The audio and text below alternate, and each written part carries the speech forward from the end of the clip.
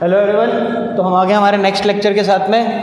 तो last lecture में हमने डाइपोल के बारे में पढ़ा था, तो अब हम पढ़ेंगे electric field due to a dipole. Next हमारा टॉपिक है इलेक्ट्रिक फील्ड। ये मैंने लास्ट में डिस्कस भी किया था आपको कि इलेक्ट्रिक फील्ड, अब देखो इलेक्ट्रिक फील्ड लिखा है नहीं, इलेक्ट्रिक फील्ड इंटेंसिटी की बात कर रहा हूँ मैं, तो कंफ्यूज नहीं होना। Electric field intensity due to a dipole, ठीक है। डाइपोल को इलेक्ट्रिक डाइपोल बोले हैं, डाइपोल, ठीक है। तो ये टॉपिक है। तो मैंने एक डाइपोल बताया, मैंने डाइपोल को ये प्लस क्यू और माइनस क्यू ऐसे, और इस डाइपोल की डायरेक्शन क्या, इनके बीच की गैप को क्या कितना बोलते हैं, 12 बोलते हैं इस गैप को। और ये डाइपोल की डायरेक्शन क्या होती है, यहाँ से डाइपोल का एक फिजिकल क्वांटिटी जो डाइपोल की इफेक्टिवनेस या स्ट्रेंथ बताता है उसको हम डाइपोल मोमेंट बोलते हैं। और डाइपोल मोमेंट की डायरेक्शन क्या होता है, माइनस क्यू से प्लस क्यू, ठीक है। तो ये डिस्टेंस, तो हमने क्या बोला कि यार इसकी वजह मैं ऐसे भी लिख सकता हूँ इसी को, ये बताना भी एक ही चीज़ है। ऐसा लिखूँ चाहे ऐसा लिखूँ एक ही बात है, तो कभी कंफ्यूज मत होना। हम कई बार डाइपोल को ऐसे पी बना के और बस एक एरो से शो कर देते हैं, क्योंकि पी एक वेक्टर क्वांटिटी होती है और ये मतलब एक डाइपोल रखा हुआ है, ठीक है। चलो, तो अब एक डाइपोल रखा हुआ है। अब डाइपोल, इसमें हम 3 केसेस लेंगे। फर्स्ट एट एक्सियल पोजीशन, और ये मैंने आपको पोजीशंस कौन कौन सी होती है लास्ट क्लास में एंड में बताया भी था, फिर एक बार फिर बता देता हूँ कि भाई हमने क्या किया। हमने यहाँ पे इसको मैं 2 पार्ट्स में डिवाइड कर देता हूँ बोर्ड को। देखो यहाँ पे मैंने एक डाइपोल रखा हुआ है और यहाँ पे रखा है चलो माइनस क्यू, और यहाँ पे लिखा हुआ है प्लस क्यू, ठीक है। 2 चार्जेस रखे हुए हैं, दोनों के बीच की डिस्टेंस कितनी हो गई यहाँ से यहाँ तक की, ये हो गई 12, ये 12 डिस्टेंस हो गई। अच्छा, और ये जो लाइन है जो इसको ज्वाइन करते हुए, यहाँ पे कोई भी पॉइंट लेंगे, इधर ले लो, इधर ले लो, इधर ले लो, इधर ले लो, कहीं पे भी पॉइंट ले लो, इस पॉइंट को हम बोलते हैं एक्सियल पॉइंट। अगर इस लाइन में कोई पॉइंट लेते हैं और इस लाइन को बोलते हैं एक्सियल लाइन। तो सबसे पहले हमको इस एक्सियल जो लाइन है इस पे एक पॉइंट पे डाइपोल, अपने को इलेक्ट्रिक फील्ड निकालनी है ड्यू टू अ डाइपोल। ये डाइपोल रखा हुआ है जिसका गैप 12 है, चार्ज एक माइनस क्यू और एक प्लस क्यू। चलने निकालें, चलो निकालते हैं। तो मान लो इस पॉइंट पे निकालना है, इस पी पॉइंट पे निकालना। मान लो ये पॉइंट ले लिया मैंने पी, और इस पी पॉइंट में मुझे इलेक्ट्रिक फील्ड निकालना है। वो इधर भी ले सकता था, कोई नहीं, लेफ्ट में भी ले सकते हैं, राइट में भी ले सकते हैं, कोई दिक्कत नहीं है। और वो जो पी पॉइंट है यहाँ से सेंटर से उसकी डिस्टेंस कितनी है, आर। तो आर डिस्टेंस पे मेरे को निकालना, ठीक है। तो आर डिस्टेंस में मुझे इलेक्ट्रिक फील्ड निकालनी है। थोड़ा सा इस पेज को थोड़ा सा अब आप बताओ मेरे को कैसे निकालेंगे। तो सिंपल सुपरपोजिशन प्रिंसिपल लगाएंगे। यहाँ पे 2 पॉइंट चार्जेस हैं, ये पॉइंट चार्ज भी यहाँ पे कुछ इलेक्ट्रिक फील्ड बनाएगा और ये पॉइंट चार्ज भी इस पॉइंट पे कुछ इलेक्ट्रिक फील्ड बनाएगा। अच्छा, ये पॉजिटिव चार्ज इस पॉइंट पे किस डायरेक्शन में इलेक्ट्रिक फील्ड बनाएगा, क्या इस डायरेक्शन में बनाएगा। पॉजिटिव चार्ज से अवे होती है इलेक्ट्रिक फील्ड की डायरेक्शन, इस डायरेक्शन बनाएगा। मान लो उसको E1 बोल दिया हमने, ठीक है, या E+Q बोल देते हैं। E+Q मतलब प्लस क्यू की वजह से जो इलेक्ट्रिक फील्ड बनी वो इस डायरेक्शन में बनी। ये माइनस क्यू किस डायरेक्शन में बनाएगा, माइनस क्यू अपनी तरफ बनाएगा इलेक्ट्रिक फील्ड, ठीक है। तो माइनस क्यू इधर की तरफ बनाएगा, ठीक है, इलेक्ट्रिक फील्ड। इसका नाम क्या ले लिया मैंने, E-Q, ठीक है, E-Q। दिख रहा है सबको, ये एक इलेक्ट्रिक फील्ड E-Q, ठीक है। और R कहाँ से डिस्टेंस है, यहाँ से यहाँ तक की डिस्टेंस का नाम क्या है, R। E-Q इधर की तरफ, E+Q इधर की तरफ। अब मेरे को एक बात बताओ, E-Q बड़ा होगा या E+Q होगा मैग्नीट्यूड वाइज। तो मेरे को एक बात बताओ प्लस क्यू की डिस्टेंस कितनी है, प्लस क्यू की P से डिस्टेंस कितनी है, इतनी सी, ये डिस्टेंस है ना प्लस क्यू। तो और माइनस क्यू की डिस्टेंस कितनी है P पॉइंट से, ज़्यादा डिस्टेंस है। माइनस क्यू से P पॉइंट दूर है और प्लस क्यू से पॉइंट पास है, तो ऑब्वियसली इलेक्ट्रिक फील्ड कौन ज़्यादा बनाएगा, प्लस क्यू। यानी नेट इलेक्ट्रिक फील्ड किस डायरेक्शन में लगेगी, ये बनाना चाहता है उस तरफ, ये बनाना चाहता है P पॉइंट पे इस तरफ, तो net electric field right direction में बनेगी, ठीक है। तो नेट जो है राइट डायरेक्शन में बनेगी, ठीक है। अच्छा, मुझे बताओ यहाँ से यहाँ की डिस्टेंस कितनी है। अब देखो ये डिस्टेंस आपके पास पता है, आपको 12 है, तो यहाँ से यहाँ तक की डिस्टेंस कितनी हो जाएगी, ये डिस्टेंस L हो जाएगी। अब ये L और यहाँ से यहाँ तक ये R है, तो ये बची हुई डिस्टेंस कितनी हो जाएगी, क्या ये आर माइनस एल नहीं होगी क्या? यहाँ से यहाँ तक की distance r minus l, r यहाँ से यहाँ तक, एल यहाँ से यहाँ तक, तो ये आर माइनस एल। सेम यहाँ से यहाँ तक कितनी है आर, और ये डिस्टेंस कितनी है, ये भी एल है, ठीक है। तो ये डिस्टेंस यहाँ से यहाँ तक कितनी हो जाएगी, आर यहाँ से यहाँ तक और एल ये, तो ये डिस्टेंस कितनी हो जाएगी, r plus l. Clear diagram समझ में आया क्या भाई? ये वाले से इसकी डिस्टेंस है आर माइनस एल, और माइनस क्यू से पी पॉइंट की डिस्टेंस है आर प्लस एल। अब मेरे को बताओ मुझे क्या निकालना है, नेट इलेक्ट्रिक फील्ड। तो ई नेट किसके बराबर होगा, ई नेट होगा E1 प्लस E2, दो वेक्टर्स का एडिशन कर दो। अब E1 और E2 में से किसको पॉजिटिव किसको नेगेटिव, अगर हम राइट डायरेक्शन को पॉजिटिव लेते हैं तो E1 E जो प्लस क्यू, E1 नहीं E प्लस क्यू और E minus Q, electric field due to plus Q और electric field due to minus Q, ये हो जाएगा। चलिए समझ में आया? तो जल्दी से ये डायग्राम बना दीजिए, मैं आप पॉज करके और ये जल्दी से ये लिखें। तो अब एक बात बताओ मुझे, E प्लस क्यू कितना होगा? तो हमने पढ़ा हुआ है, रफ में मैं लिख रहा हूँ यहाँ पे, देखो कि अगर कोई क्यू चार्ज है उससे r डिस्टेंस पे इलेक्ट्रिक फील्ड कितनी होती है, कितना मैग्नीट्यूड होता है, के क्यू बाय आर स्क्वायर। ये पढ़ा हुआ है ना हमने, k q by r square electric field intensity बताई थी। और अगर माइनस क्यू से r डिस्टेंस दूर कितना होता है, तब भी electric field k q by r square ही होता है, मैग्नीट्यूड सेम होता है। इसमें और इसमें फ़र्क क्या है, इसमें ये होगा कि प्लस क्यू है तो प्लस क्यू से दूर जाता हुआ होता है इलेक्ट्रिक फील्ड, और माइनस क्यू है तो माइनस क्यू की तरफ होता है इलेक्ट्रिक फील्ड, ठीक है। इसीलिए मैंने जब ये प्लस क्यू रखा था तो E प्लस क्यू तो इससे दूर जाता हुआ और E माइनस क्यू इसकी तरफ आता हुआ। अब मैं आपको पहले बता रहा हूँ, माइनस क्यू वाला जो इलेक्ट्रिक फील्ड है आपको ध्यान रखना है वो छोटा होगा, क्यों? क्योंकि उसकी डिस्टेंस ज़्यादा है। कितनी डिस्टेंस है माइनस क्यू से, R प्लस एल, और प्लस क्यू से R माइनस एल। अब मेरे को बताओ R प्लस क्यू को मैं पॉजिटिव लूँगा, राइट डायरेक्शन को हम पॉजिटिव लेते हैं, अभी तक करते ही आ रहे हैं। तो E नेट कितना हो जाएगा, अगर मैं मैग्नेट, ठीक है, E नेट की डायरेक्शन राइट डायरेक्शन में, और कितना हो जाएगा, एक काम करते हैं मैग्नीट्यूड की बात करते हैं। मैग्नीट्यूड की अगर मैं बात करूँ, ऐसे लिखते हैं अगर मैं मैग्नीट्यूड में, तो E नेट लिख दिया मैंने, E प्लस क्यू लिख दिया और माइनस लगा देता हूँ E माइनस क्यू, ठीक है, माइनस क्यू, क्योंकि ये वाला माइनस में आएगा। मैग्नीट्यूड निकाल रहे हैं, वो वाला पॉजिटिव और ये वाला नेगेटिव, क्योंकि हम मैग्नीट्यूड निकाल रहे हैं E नेट का।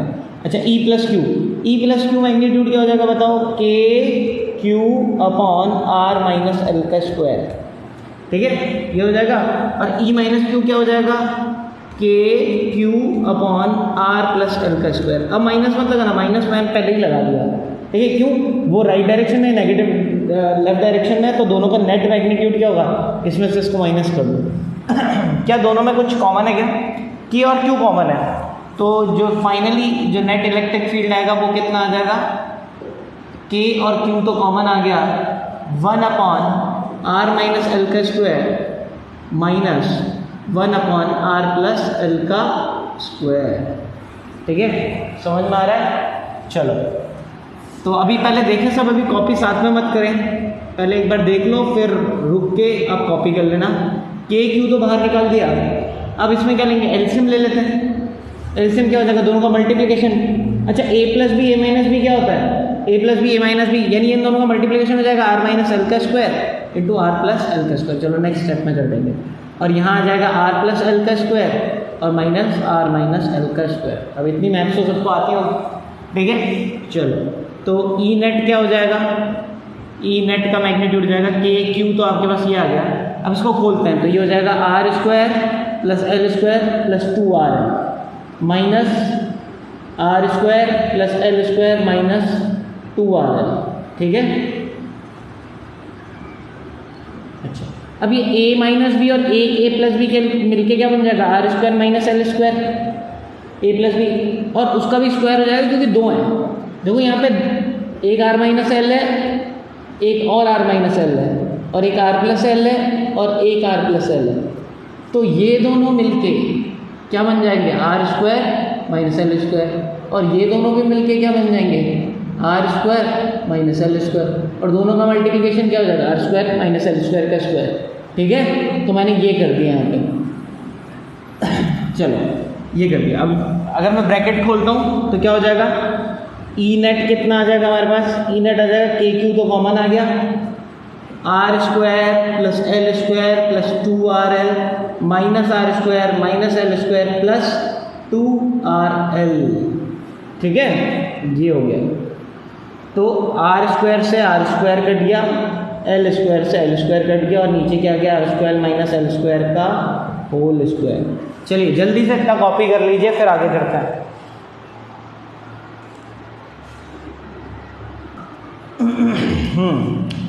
तो कॉपी कर लिया होगा, देखिए फिर। तो ई नेट का मैग्नीट्यूड कितना आ गया हमारे पास, तो देखो के क्यू तो ये रह गया आपके पास, देखो ये 2RL और ये 2RL कितना हो गया 4RL।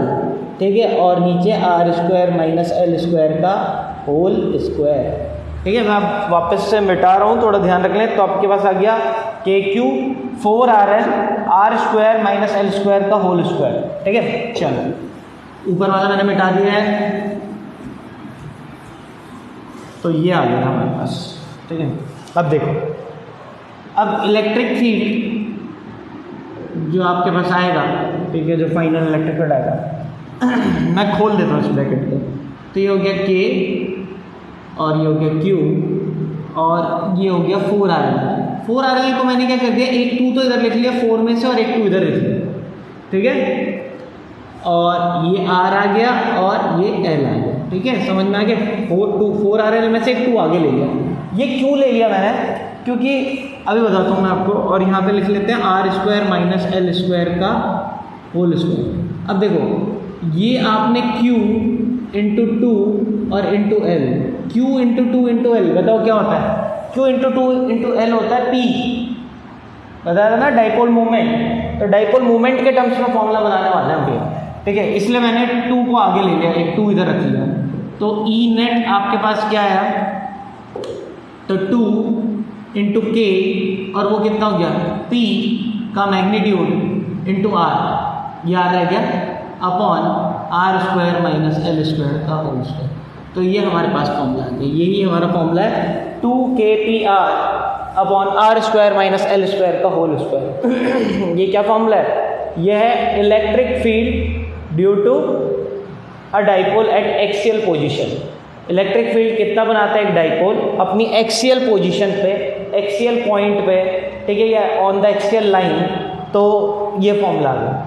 अब इसमें ना हम देखिए बार बार इसको जल्दी से उतार के एक बार फोकस करें, तो इसमें ना हम बार बार ये चीज़ यूज़ नहीं करते, हम एक स्पेशल कंडीशन यूज़ करते हैं। वो स्पेशल कंडीशन क्या है, एक्चुअली देखो ये जो डाइपोल होता है ना, ये बहुत छोटा होता है, इतना, ये तो हमने बहुत बड़ा बना दिया, और ये पॉइंट काफ़ी दूर होता है। मतलब डाइपोल आप मान के चलो ये मैंने इतना छोटा सा बनाया और ये पॉइंट P जो है ना इतना दूर है। तो ये तो है हमारा R और ये है हमारा L। R के सामने L कितना है, ऑलमोस्ट 0। समझ में आ रहा है क्या। एक्चुअली डाइपोल, ये तो मैंने डायग्राम बनाने के लिए न्यूमेरिक जो हम डेरिवेशन करेंगे उसके लिए मेरे को थोड़ा बड़ा चाहिए देखने के लिए, बट एक्चुअल सिचुएशन ये होती है। तो R क्या होता है, बहुत बड़ा होता है। तो हम यहाँ लिखेंगे एस R जो है बहुत बड़ा होता है किससे, L से। तो L को ऑलमोस्ट क्या कर देंगे, तो L को हम पुट कर देंगे 0, हम पुट करेंगे L इक्वल्स टू 0। कि R के सामने, तो L को यहाँ पे 0 पुट कर दो। तो E नेट कितना आ जाएगा बताओ, तो ये हो जाएगा 2k P का मैग्नीट्यूड इंटू R, और L को 0 पुट कर दिया तो R स्क्वायर का स्क्वायर यानी R की पावर 4, और एक R से यहाँ पे एक R कट जाएगा, यानी क्या आ जाएगा 2kP अपॉन R क्यूब। ठीक है, और यही है फॉर्मूला आपका। ठीक है, मैं नीचे वाला मिटा रहा हूँ। फाइनली आपका इलेक्ट्रिक फील्ड का फॉर्मूला क्या है, आपको क्या याद रखना है कि ई नेट जो होता है due to a dipole at axial position, वो क्या होता है 2kP upon R cube. L के टर्म्स में नहीं फॉर्मूला आ गया 2kP अपॉन R क्यूब। जल्दी से उतार लीजिए सब। हाँ जी, तो देखो मैं पूरा ये डायग्राम मिटा रहा हूँ, मेरे ख्याल से सब आपका नोट डाउन किया हुआ होगा। ठीक है, तो फाइनली हमको क्या समझ में आया, हमको ये समझ में आया कि अगर मान लो एक डाइपोल लेते हैं हम, एक माइनस Q और एक प्लस Q, ठीक है, और इसका कुछ डाइपोल मोमेंट होगा, तो वो अगर हमने अलग से निकाल लिया वो डाइपोल मोमेंट कितना होता है 2ql। वो अगर मैंने उसका मैग्नीट्यूड निकाल दिया, तो अगर मैं किसी पी पॉइंट पे पूछता हूँ कि यार ये पी पॉइंट पे इलेक्ट्रिक फील्ड कितनी होगी, जो कि इसके सेंटर से कितनी डिस्टेंस दूर है, r डिस्टेंस दूर, तो आपको बोलना है इधर जो इलेक्ट्रिक फील्ड होगी वो होगी कितना, उसका मैग्नीट्यूड क्या होगा 2kp का magnitude upon r3। 2kp upon r3 आपके दिमाग में बैठ जाना चाहिए। यानी मैं बोलूँगा एट एक्सियल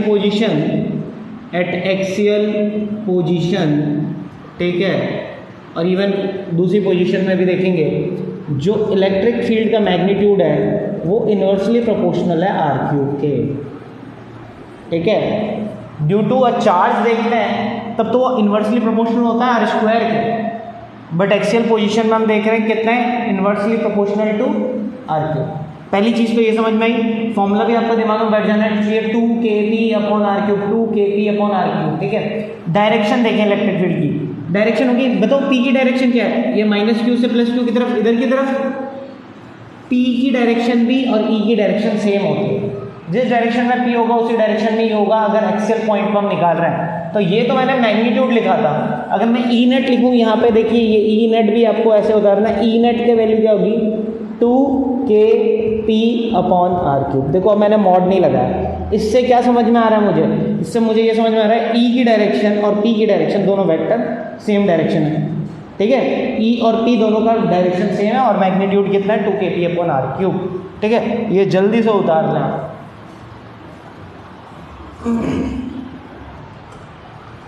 तो शायद उतार लिया होगा आपने, ठीक है। तो 2kp अपॉन r3। अब देखते हैं और क्या समझ में आ सकता है यहाँ से। तो अभी जो मेरे को समझ में आया, हमेशा ध्यान रखें, अगर मैं अब इस डाइपोल को मैं ऐसे भी बना सकता हूँ, तो अगर ये डाइपोल और इधर से r डिस्टेंस दूर, मैंने आपसे पूछा कि बताओ कितना इलेक्ट्रिक फील्ड होगा, तो आप बिना सोचे समझे ये डाइपोल है, मैंने बस ये एरो बनाया और p लिख दिया, ये एक डाइपोल है। आप बिना सोचे समझे इसकी डायरेक्शन यहाँ लिख लेंगे और e की वैल्यू लिखेंगे कितना 2kp अपॉन r3, ठीक है, ये इलेक्ट्रिक फील्ड होगा। अगर मैंने पूछा इधर, यहाँ से ये सेंटर से r1 डिस्टेंस दूर है, बताओ इधर इलेक्ट्रिक फील्ड क्या होगी, तो आप इलेक्ट्रिक फील्ड की वैल्यू लिखोगे, e की वैल्यू 2kp अपॉन e1 की वैल्यू, मान लो e1 नाम रख दिया, 2kp अपॉन r3। अच्छा बताओ डायरेक्शन क्या होगी उसकी, डायरेक्शन होगी इस डायरेक्शन में, p की डायरेक्शन है, p की डायरेक्शन होगी जो p है उसके अकॉर्डिंग। मान लो ऐसा डाइपोल लिखा हुआ है, इसका मतलब -q यहाँ पे रखा हुआ और +q यहाँ पे रखा हुआ, ठीक है। अच्छा अगर मैंने पूछा बताओ ये पॉइंट है p या कुछ भी पॉइंट है x और यहाँ से ये r डिस्टेंस दूर है, बताओ यहाँ पे इलेक्ट्रिक फील्ड की मैग्नीट्यूड कितना होगा, तो आप बोलोगे 2kp का मैग्नीट्यूड अपॉन r3। मैंने बोला किस डायरेक्शन होगा, तो आप इधर की तरफ बना दोगे, जहाँ डाइपोल की डायरेक्शन वही डायरेक्शन, ठीक है। यहाँ पूछा मैंने, मान लो यहाँ से r1 डिस्टेंस दूर है सेंटर से, ठीक है, मैंने पूछा इस पॉइंट पे कितना होगा इलेक्ट्रिक फील्ड, तो आप लिखोगे इलेक्ट्रिक फील्ड का मैग्नीट्यूड होगा 2kp का मैग्नीट्यूड अपॉन r1 क्यूब। मैंने बोला किस डायरेक्शन में, आप बोलोगे इस डायरेक्शन में, p की डायरेक्शन। तो हमेशा याद रखना डाइपोल की डायरेक्शन में ही इलेक्ट्रिक फील्ड की डायरेक्शन होगी, ठीक है, समझ में आ रहा है। और एग्जांपल कैसा भी हो, मान लो ऐसा पड़ा हुआ है, ठीक है, ये p एक डाइपोल रखा हुआ है, ठीक है, और मैंने पूछा यहाँ से r डिस्टेंस दूर, ये पॉइंट लिया मैंने r डिस्टेंस दूर, मैंने पूछा इस पॉइंट पे इलेक्ट्रिक फील्ड कहाँ होगी, तो पहले तो डायरेक्शन बताओ, इस डायरेक्शन होगी, p की डायरेक्शन में होगी, और कितना मैग्नीट्यूड होगा, सेंटर से डिस्टेंस कितनी है इस पॉइंट की r, तो आप लिखोगे e की वैल्यू 2kp का मैग्नीट्यूड अपॉन r3, और डायरेक्शन तो मैंने बता ही दिया आपको, ठीक है, 2kp अपॉन r3। पता चल रहा है इलेक्ट्रिक फील्ड क्या होता है, इनवर्सली प्रोपोर्शनल टू r3 होता है एक्सियल पॉइंट पे, किसके, जब आपके पास क्या होता है डाइपोल के एक्सियल पॉइंट पे। इसका मतलब क्या है, क्या बोलना क्या चाह रहा हूँ, इससे बोलने का मतलब ये है कि क्वेश्चन मैं पूछता हूँ आपसे, आप उसका आंसर बताना मुझे, ठीक है। एक क्वेश्चन मैंने पूछा आपसे और वो क्वेश्चन ये है, मान लो यहाँ पे कुछ क्यू चार्ज रखा हुआ है, ठीक है, और ये x डिस्टेंस पे मान लो इलेक्ट्रिक फील्ड E है, उसका मैग्नीट्यूड कितना है E, इस पॉइंट पे A पॉइंट पे, तो A पॉइंट पे इलेक्ट्रिक फील्ड का मैग्नीट्यूड E है। मैंने बोला एक पॉइंट लिया जो मैंने यहाँ से 2x डिस्टेंस पे लिया, कौन सा पॉइंट लिया, B, डबल डिस्टेंस पे लिया, बताओ यहाँ इलेक्ट्रिक फील्ड कितनी होगी, मैंने पूछा बताओ यहाँ इलेक्ट्रिक फील्ड कितनी होगी, ठीक है, का मैग्नीट्यूड कितना होगा। इधर कितना मैग्नीट्यूड था E, तो इधर मैग्नीट्यूड कितना होगा बताओ, इधर मैग्नीट्यूड होगा E/4, ठीक है। डिस्टेंस डबल तो इलेक्ट्रिक फील्ड 1/4। क्यों पढ़ा है ना हमने, इलेक्ट्रिक फील्ड चार्ज की वजह से क्या होता है, इन्वर्सली प्रोपोर्शनल टू r², किसी एक चार्ज, ये चार्ज था डाइपोल नहीं, चार्ज के r², इन्वर्सली प्रोपोर्शनल r²। अगर डिस्टेंस बढ़ेगी तो इलेक्ट्रिक फील्ड कितनी हो जाएगी, चौगुनी कम हो जाएगी, 4 गुना कम हो जाएगा, दुगना कम नहीं होगा, E/2 नहीं होगा, r², ठीक है। अब यही क्वेश्चन मैंने आपसे किसके केस में पूछा, ये डाइपोल, मान लो ये डाइपोल रखा हुआ है ये P, ठीक है, और इससे ये x डिस्टेंस दूर एक पॉइंट है A, यहाँ पे इलेक्ट्रिक फील्ड का मैग्नीट्यूड मान लो E है, तो मैंने पूछा मान लो यहाँ से 2x डिस्टेंस दूर, डबल डिस्टेंस दूर, ये B पॉइंट है, बताओ यहाँ इलेक्ट्रिक फील्ड कितना होगा, उसका मैग्नीट्यूड कितना होगा।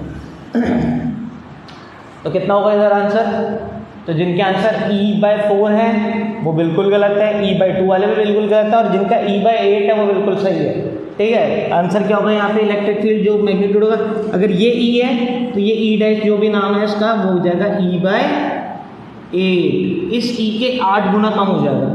डिस्टेंस डबल तो इलेक्ट्रिक फील्ड उसके क्यूब टाइम्स कम, 1/r³। समझ में आ रहा है, तो यही मैं बताना चाह रहा हूँ कि डाइपोल के केस में क्यूब के अकॉर्डिंग गिरता है, ठीक है, और नॉर्मल चार्ज की वजह से स्क्वायर के अकॉर्डिंग गिरता है, इन्वर्सली प्रोपोर्शनल, ठीक है। समझ में आया, तो ये हमारा यहाँ पे एक्सियल पोजीशन के लिए जो मेरे को आपको बताना था वो बता दिया मैंने। याद रखें ई नेट का मैग्नीट्यूड ये हो जाएगा, ये ई नेट का मैग्नीट्यूड हो गया, और अगर मैं ई नेट विद डायरेक्शन लिखूँ, वेक्टर फॉर्म में लिखूँ, वेक्टर फॉर्म में मतलब मैग्नीट्यूड नहीं लगा है तो फिर तो डायरेक्शन भी बतानी पड़ेगी, तो मैं लिखूँगा 2kP/r³। इससे क्या पता चल गया डायरेक्शन क्या होगी, जो डायरेक्शन ई नेट की है वही पी की डायरेक्शन में ई नेट है, ठीक है। और अगर मैग्नीट्यूड यहाँ मैग्नीट्यूड लगाऊंगा तो यहाँ पे मैग्नीट्यूड लगाना पड़ेगा, ठीक है। ये खत्म हो गया, जल्दी से उतार लीजिए। नेक्स्ट टॉपिक हम करेंगे हमारा इक्वेटोरियल पॉइंट पे हम इलेक्ट्रिक फील्ड निकालेंगे, सेकेंड, ठीक है। ठीक है, तो अब हम एक्सियल पॉइंट की कर चुके हैं, ये पॉइंट चार्ज की वजह से और ये डाइपोल की वजह से, दोनों का ध्यान रख लेना, अलग से नोट कर लेना एग्जांपल, क्योंकि MCQs में आपसे पूछ लिया जाता है, ठीक है। ऐसे अगर x/2 डिस्टेंस कर लेंगे तो ये 4e हो जाएगा, अगर आगे डिस्टेंस पे पूछ लिया तो x/2 पे कितना इलेक्ट्रिक फील्ड होगा तो 4 टाइम्स ऑफ e, और यहाँ पूछा x/2 पे कितना हो जाएगा तो यहाँ पे बढ़ जाएगा इलेक्ट्रिक फील्ड, कितना हो जाएगा E 8 टाइम्स ऑफ, ठीक है। तो ये सारी चीज़ें इस टाइप के क्वेश्चंस आपको अलग से शीट्स में भी मिल जाएंगे, तो वो कर लेंगे। चलो नेक्स्ट, तो नेक्स्ट जो एक्सरसाइज नेक्स्ट है, ड्यू टू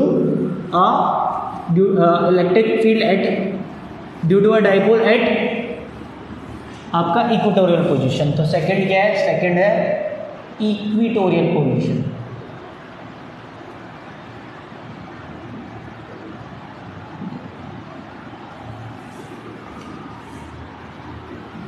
अब इक्वेटोरियल पोजीशन क्या होती है समझते हैं। देखो यहाँ पे ये +q है, या किसी को भी रख लो, -q रख लिया मैंने यहाँ पे, और ये +q रख लिया, ठीक है।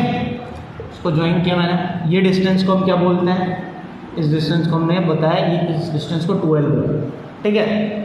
12 नाम इसको इसीलिए देते हैं ताकि सेंटर से इधर भी L हो और इधर भी कितना हो L। एक लाइन जो कि परपेंडिकुलर है और सेंटर से पास हो रही है, इस लाइन को हम बोलते हैं इक्वेटोरियल लाइन। समझ में आ गया। और अगर इस इक्वेटोरियल लाइन में कोई पॉइंट है उसमें इलेक्ट्रिक फील्ड निकालना, तो हम एक पॉइंट ले लेते हैं इक्वेटोरियल लाइन में, मान लो ये पॉइंट ले लिया P, ये P पॉइंट ले लिया हमने इक्वेटोरियल लाइन में, ठीक है। अच्छा थोड़ा नीचे ले लेता हूँ, यहाँ ये P पॉइंट ले लिया। अब मेरे को बताओ, ये एक पॉइंट चार्ज है, सेम वो सुपर पोजिशन प्रिंसिपल लगाएंगे, देखेंगे -q किधर इलेक्ट्रिक फील्ड बना रहा है, +q कितना इलेक्ट्रिक फील्ड बना रहा है, दोनों को ऐड करेंगे। बट कैसा एडिशन आएगा, वेक्टर का। पिछली बार तो प्लस माइनस कर दिया था क्योंकि दोनों की डायरेक्शन अपोजिट थी, तो माइनस कर दिया था, सेम होती तो प्लस कर देते। अब इधर देखते हैं, अब ये बताओ, ये -q इस पे किधर की तरफ इलेक्ट्रिक फील्ड बनाएगा, मैंने बताया नेगेटिव चार्ज हमेशा अपनी तरफ इलेक्ट्रिक फील्ड बनाता है, तो इधर की तरफ बनाएगा, तो ये कितना हो गया E-2 ने तो इधर की तरफ इलेक्ट्रिक फील्ड बनाया, ठीक है। अच्छा, और +2 किस तरफ बनाता है, +2 अपनी से दूर बनाता है, तो ये +2 बना दिया। अब देखो दोनों एरोज को मैंने इक्वली लेंथ का बनाया, क्यों, वो इसलिए, अच्छा ये डिस्टेंस कितनी है r डिस्टेंस दूर था ना पॉइंट, हमेशा ये डिस्टेंस सेंटर से डिस्टेंस बताता है जिस पॉइंट पर इलेक्ट्रिक फील्ड निकालनी होती है, तो P पॉइंट यहाँ से r डिस्टेंस दूर है। अच्छा अब मेरे को ये डिस्टेंस बता सकते हो, ये L है ये r है, तो ये क्या हो जाएगा √r² + L², पाइथागोरस थ्योरम से, और ये भी वही हो जाएगा √r² + L²। क्लियर, ये समझ में है। तो हमने देखा एक इलेक्ट्रिक फील्ड थी, -2 ने भी बनाया और +2 ने भी बनाया, -2 इधर की तरफ बना रहा है और +2 इधर की तरफ बना रहा है, ठीक है, ओके। कितना बना रहा है ये नहीं पता। अब इन दोनों का एडिशन आप नॉर्मली ये निकाल के ऐड मत कर देना कि दोनों लेफ्ट में दोनों को ऐड कर दो, दोनों को नेगेटिव लेके ऐड कर दो, नहीं, दोनों लेफ्ट में तो हैं बट दोनों एक ही डायरेक्शन में नहीं है, एक की डायरेक्शन इधर है, एक की डायरेक्शन इधर है, तो वेक्टोरियली ऐड होगा। वेक्टोरियल ऐड कैसे करते हैं, वो फॉर्मूला लगाता है, हमने बताया था कि भाई एक वेक्टर है A और एक वेक्टर है B, ठीक है, और इन दोनों के बीच में एंगल है थीटा। अब मैंने बोला बताओ इसका रिजल्टेंट कहाँ होगा, कोई यहाँ कहीं होगा ना रिजल्टेंट, मैंने बोला बताओ रिजल्टेंट का मैग्नीट्यूड क्या होगा, तो हम करते हैं √A के मैग्नीट्यूड का स्क्वायर + B के मैग्नीट्यूड का square + 2 × A × B × cos theta, ये करते हैं। बट यहाँ पे यही लगाना है, बट ये हम इस तरीके से नहीं करेंगे, इससे इजी पड़ जाएगा हमको एक तरीका, वो तरीका अपनाएंगे, कंपोनेंट्स में तोड़ के सॉल्व करेंगे, ठीक है। इन दोनों ईज के कंपोनेंट्स निकालेंगे। पहले तो मेरे को एक चीज़ बताओ, इधर ध्यान दें सबके सब, मेरे को बताओ E + Q का मैग्नीट्यूड कितना है, क्या E + Q का मैग्नीट्यूड ये है क्या, KQ/r² + L², किसी को ये नहीं समझ में आया तो मेरे को बताओ, KQ/r² + L², E + Q यहाँ पे कितना बनाएगा भाई, KQ/r², और r क्या होता है यहाँ से यहाँ तक की डिस्टेंस, ये डिस्टेंस कितनी है √r² + L², और √r² + L² का स्क्वायर कितना हो जाएगा, रूट हट जाएगा, तो +2 कितना इलेक्ट्रिक फील्ड बना रहा होगा मैग्नीट्यूड, KQ/r² + L²। क्या यही मैग्नीट्यूड E - Q का भी होगा क्या, KQ/r² + L²।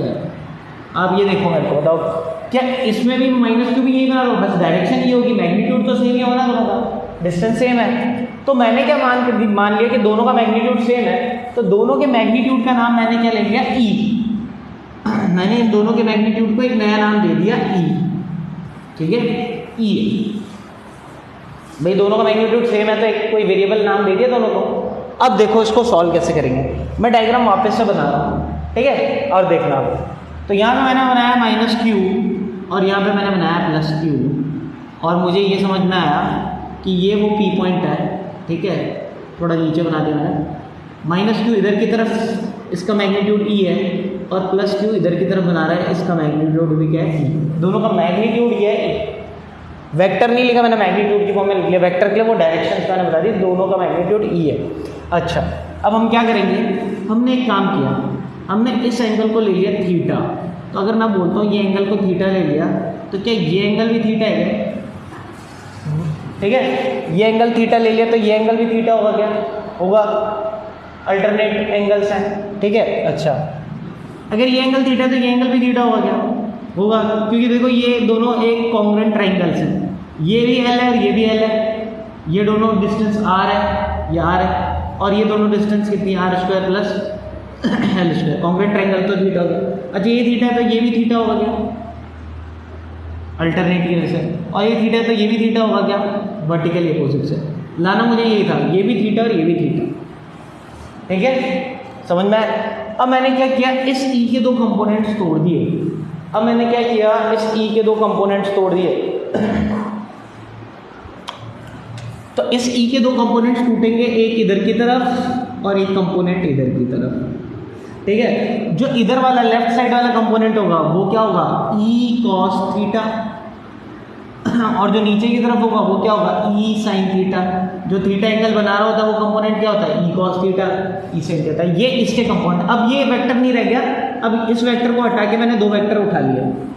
अब ये वेक्टर रहा नहीं, अब आप इसको भूल जाओ, ये वेक्टर नहीं है आपके लिए, ठीक है, खत्म हो गया। इसकी जगह दो वेक्टर आ गए, लिख सकते हो। जैसे अगर मान लो 5 लिखा हुआ है, 5 को मैंने 2 + 3 लिख सकता हूँ। अब 2 + 3 लिख दिया तो 2 और 3 रह गए ना, 5 थोड़ी वापस ले सकता हूँ। अब 2 और 3 रह गए मेरे पास, यानी मैंने इस वेक्टर को तोड़ दिया इन दो वेक्टर्स में। अब ये वेक्टर नहीं है हमारे पास, ठीक है। सेम मैंने इस वेक्टर को भी तोड़ लिया एक ऊपर की तरफ, इसका मैग्नीट्यूड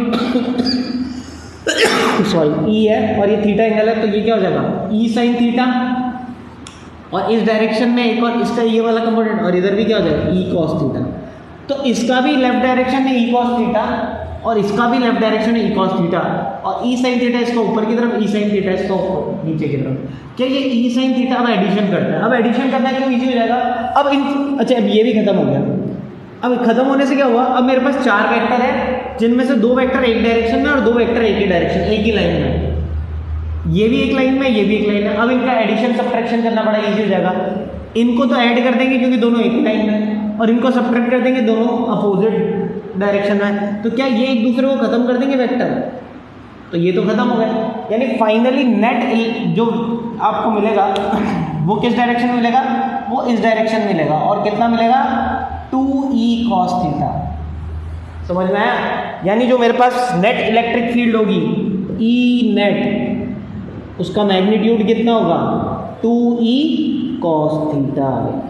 ये समझना इंपॉर्टेंट है, ठीक है। ये डायग्राम से ही समझ में आएगा। वापस से 2 वेक्टर्स थे यहाँ पे, दोनों का मैग्नीट्यूड सेम था, मैग्नीट्यूड सेम था, डायरेक्शन सेम नहीं थी, तो मैंने दोनों वेक्टर्स के 2 कंपोनेंट्स बना दिए। मैंने देखा इस एंगल को थीटा ले लिया तो ये भी थीटा होगा क्योंकि दोनों ट्राइंगल जो है कॉन्ग्रुएंट है, और ये थीटा है तो ये थीटा हो गया क्योंकि अल्टरनेट एंगल्स है। अच्छा ये थीटा है तो ये भी थीटा हो जाएगा, अल्टरनेट एंगल है, ये थीटा है तो ये भी थीटा हो जाएगा, वर्टिकल अपोजिट। यानी ये भी थीटा है, ये भी थीटा। अब इस वेक्टर के 2 कंपोनेंट टूटे, एक sine theta E sine theta और ई कॉस थीटा, और इस वेक्टर के E sine theta E cos theta. E sine theta ने ई साइन थीटा को निपटा दिया और ई कॉस थीटा ऐड हो गया, यानी 2e cos थीटा फाइनली आपको लेफ्ट डायरेक्शन में मिल गया। ठीक है, समझ में आ गया। अच्छा बताओ डायपोल की डायरेक्शन क्या है। डायपोल की डायरेक्शन ये है, और इलेक्ट्रिक फील्ड किस डायरेक्शन में आ रही है, इलेक्ट्रिक फील्ड की डायरेक्शन तो ये, ठीक है, इस डायरेक्शन में लेफ्ट साइड, यानी दोनों की डायरेक्शन सेम नहीं आ रही। एक्सियल पॉइंट में जब हम बात कर रहे थे, एक्सियल पॉइंट में जो डायरेक्शन डायपोल की थी वो इलेक्ट्रिक फील्ड की थी, बट इक्वेटोरियल पॉइंट में एक्सियल पॉइंट के अपोजिट डायरेक्शन में इलेक्ट्रिक फील्ड बनती है। ठीक है, अगर आप कभी भी इक्वेटोरियल पॉइंट में निकालोगे तो जो डायपोल की डायरेक्शन है उस डायरेक्शन में नहीं बनती, डायपोल के अपोजिट डायरेक्शन में आपकी क्या बनेगी, इलेक्ट्रिक फील्ड। ठीक है, तो आपने ये बना लिया मैंने, और 2e cos थीटा यहाँ पे मैग्नीट्यूड हो गया। जल्दी से डायग्राम बनाया, फिर मैं इसको लेफ्ट साइड वाला जो है इधर मैं सॉल्व करूँगा इसको।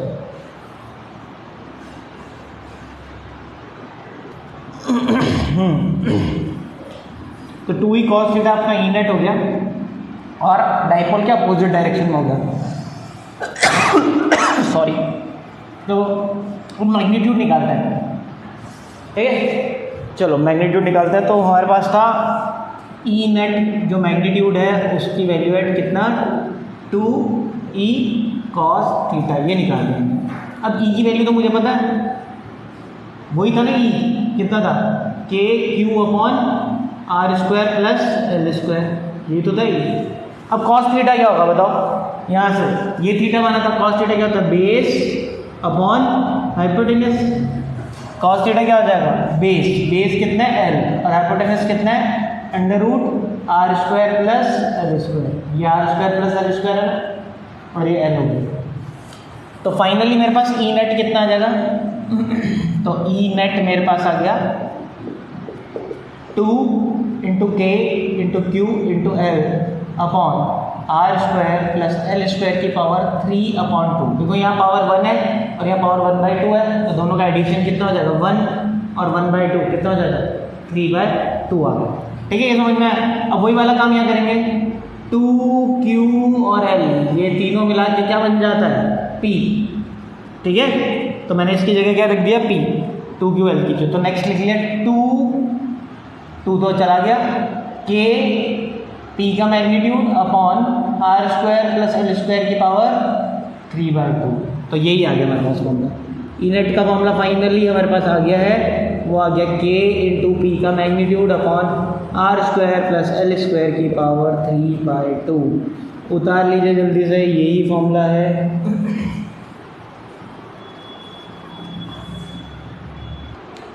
ठीक है, तो यहाँ तक पहुँच गए। अब देखो जो वहाँ पे किया था, मैंने क्या बताया था कि भाई आपका डाइपोल तो इतना सा है, ये L तो ज़्यादा बड़ा नहीं है, L उसमें भी ये आधा होता है, और ये जो R है ना ये बहुत ज़्यादा होता है जो इक्वेटोरियल पॉइंट में।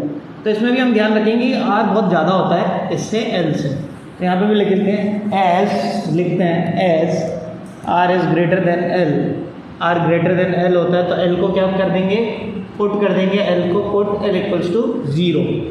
इधर L को पुट कर दो 0, तो क्या हो जाएगा, ई नेट की वैल्यू क्या हो जाएगी, ई नेट का मैग्नीट्यूड हो जाएगा के पी, L 0 कर दिया तो R स्क्वायर की पावर 3/2।